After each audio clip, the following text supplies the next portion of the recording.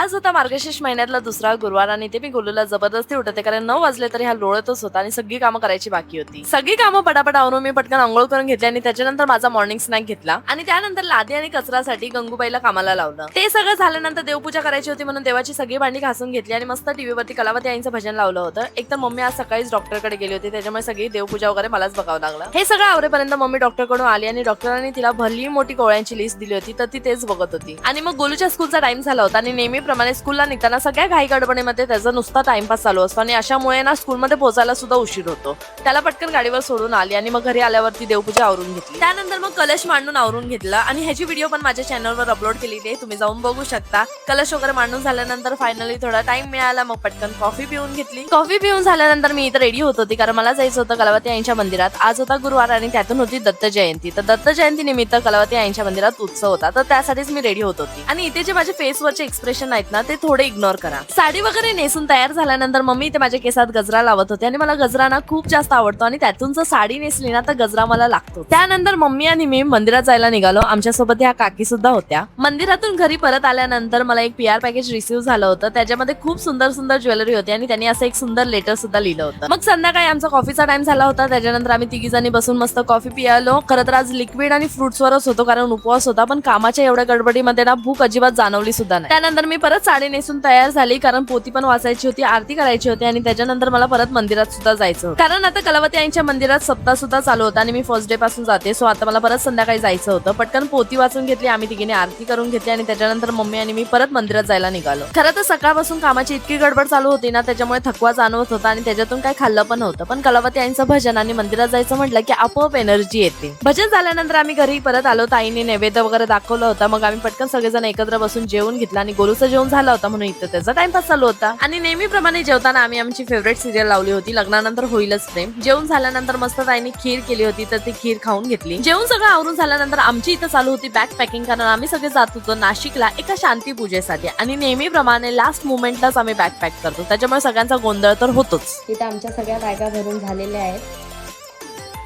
आणि मॅडम इथं काहीतरी शोधते. सनस्क्रीन नाही आहे आमच्याकडे.